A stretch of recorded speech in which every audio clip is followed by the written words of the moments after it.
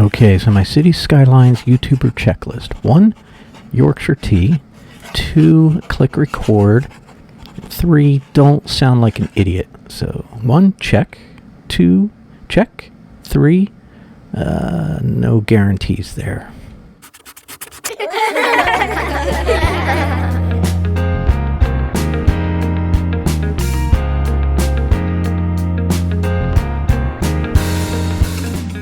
Welcome to my first city build on YouTube, and thank you for joining me as I launch the city of One and Done.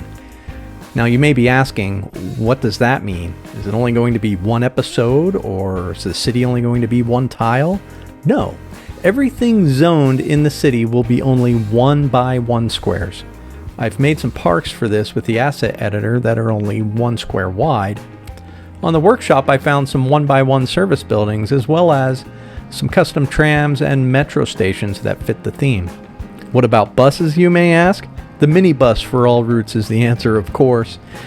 My plan is to do my best to keep everything 1 by 1 or only 1 square wide, but of course there are things in the game that I will need to use that are larger. Since this will be a bit of a quirky and perhaps ridiculous build, I found this terrific but quirky and slightly ridiculous map by Anoupou. It is called Terra Aprilis, and there are some unique features that we will definitely see. I made some modifications to this map. It had some pre-built water, sewage, and power infrastructure that I deleted, as well as pre-built interchanges off the highways to connect to. Part of the fun of the game is building all of that myself, so thank you Anoupou, but I'll take care of that. The pre-built infrastructure served this area at the top of the mountain, which was the start square, but I moved the start square down to the bottom of the mountain to start the city in a better location. Alright, that's enough talking. Now let's get going. Hooray!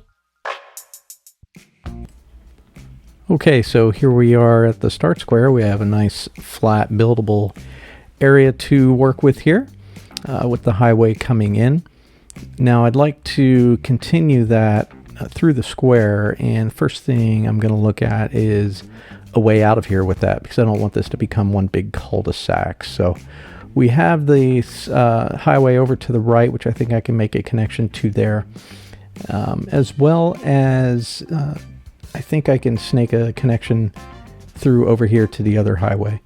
One thing I learned from Captain Obvious was that you should always have a highway going through each square, and it looks like I should be able to make a connection up and through here.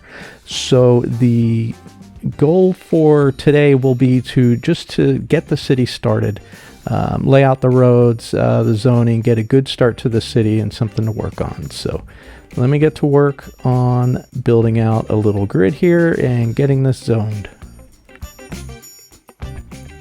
And so to start, I placed down the oil power plant as well as the basic water and sewage to get us started.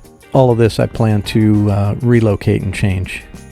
For the grid to start, I end up going 5 deep and 10 wide. That gives us 8 squares wide, 3 squares deep to get a good start on our little 1 by 1 city. I need that buffer of 1 in between just to make the zoning and the growing easier. The residential, low-density residential, does not have anything 1 deep that is more than 1 wide. As well as the industrial. The industrial does not have anything more than 1 wide that is only 1 deep. The commercial has buildings that are 2 wide by 1 deep at least. I'm not sure if there's anything wider than that, but I got to zone individual squares for the commercial and then fill in the gaps later on. So I get this all zoned out and let's watch it grow.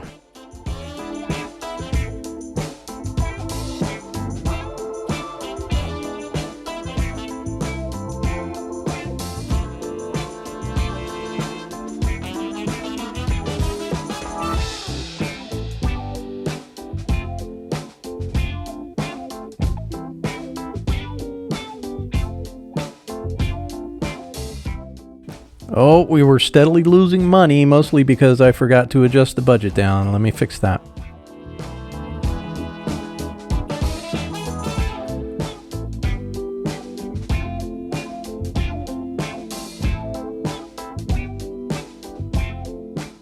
Before I forget, let's go into Traffic Manager and turn off despawning. So we will build out this little city one by one, very compact, with traffic despawning off. So let's go down and take a look at one of these little one by one houses. So if you haven't looked at these ever before, this is probably the building with the most realistic population in the game. There is only 4 people in this house. This one's just listed as 1 child, 2 young adults and 1 adult. And these little houses only ever have 4 people. Let's take a little look over here at our industry area and see if I can find it. No? Ah, here it is. Now we know where Frank's fish sticks get their shape. Ah, our first milestone, Little Hamlet. So now we have access to garbage services, as well as the elementary school and healthcare.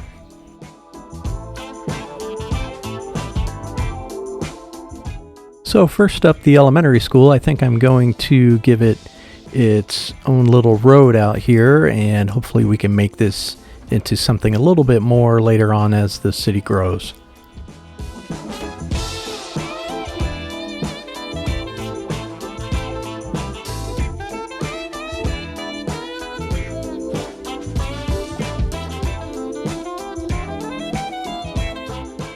Time for some healthcare. I found this little Conway Pharmacy asset on the workshop. It's the smallest healthcare building I've found. It's actually a UK style building, but given its size, I think it will fit in here just fine.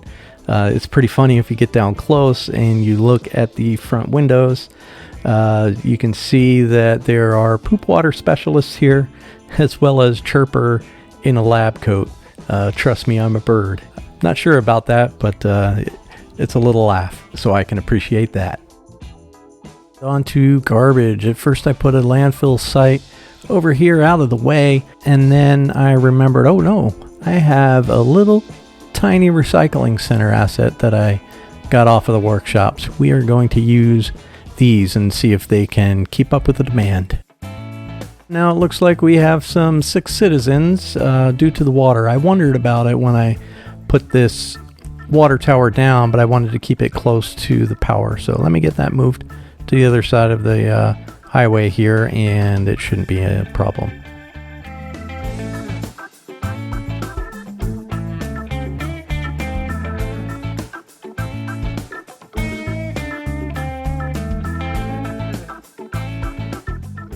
And with these 1x1 commercial buildings, you'll see I get a lot of the little dyno oil buildings. These are all level 1, as well as the little car washes. And so I am just going to grab the picker tool to help me out, grab that car wash building, and we'll line it up right behind one of the dyno oil buildings and use the little surface painter. And you can see it looks like now we can create our own little gas station car wash combo here. Of course, to keep that look, mark them as historical, but I'm going to let these level all the way up, so we'll just leave them as is.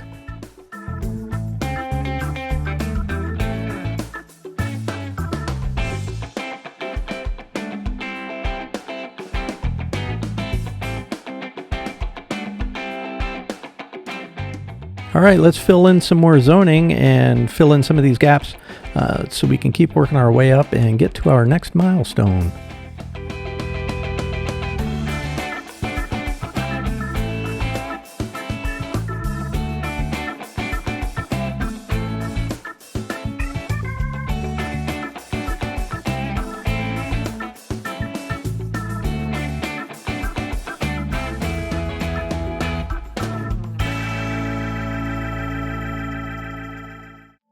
And here we go, we're the village, and this will now unlock some of our other services. So we'll have access to police and fire.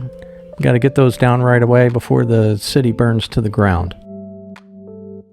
So I found this small police post, which is perfect, 1x1, and we'll dot a couple of these around the city. And I also found this small little 1x1 fire department. It's listed as a volunteer fire department, and we'll get a couple of these in as well.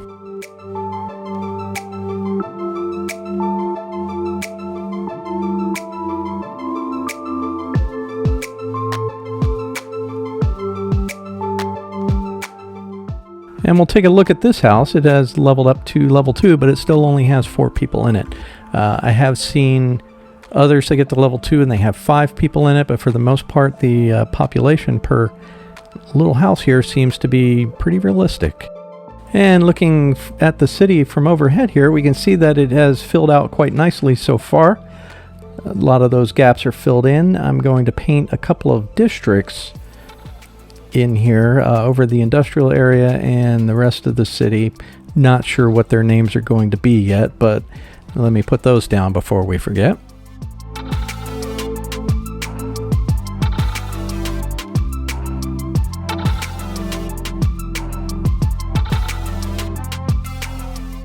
And hooray, here we are, Tiny Town. This was my goal for today's episode, was to reach this point. Now we have the high school unlocked as well as parks. So it's really everything we need here to really get going on the city, to be able to start building it out the way I really would like to. So now that we have parks unlocked, I'm going to start placing down some of my little custom parks that I made for this city.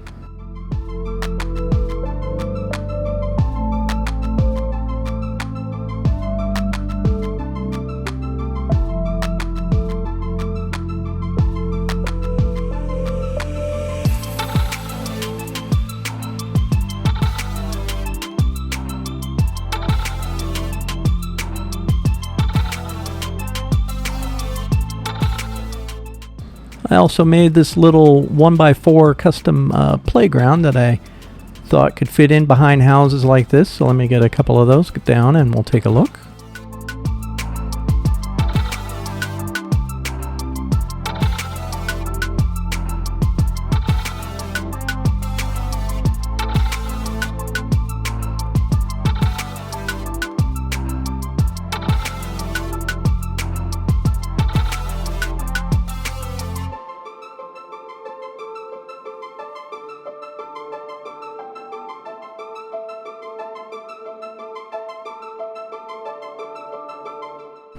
And we'll start on a little detailing of this area by plopping in some of these other parks. I have the 1x8 park with a path through the middle. I just called it a palm park because it was lined with palm trees.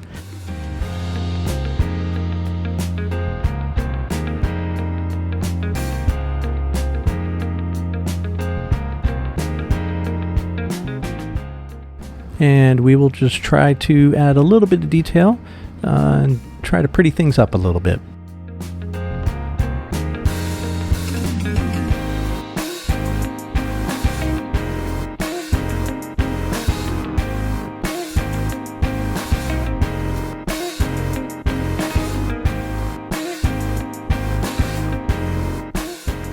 I'm seeing some complaints about not enough educated workers, and we have the library unlocked, so let me place down a couple of these little bookstores that function as a library that I got off of the workshop and fit in here perfectly. See if we can get a boost to education levels.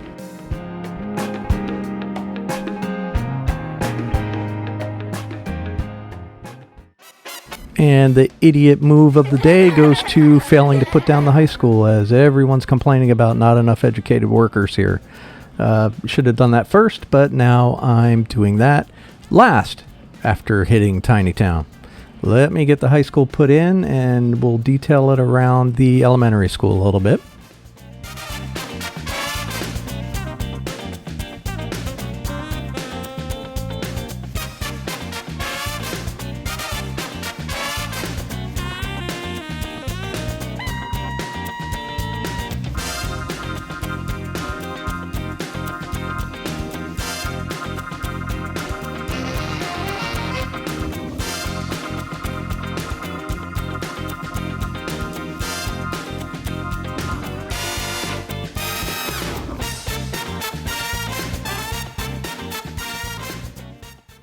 As you can see, I've created quite a problem now with not enough educated workers in all of these commercial shops that have leveled up, and I have somewhat of a unique way of dealing with that we will take a look at in the next episode. If you liked it, click the thumbs up.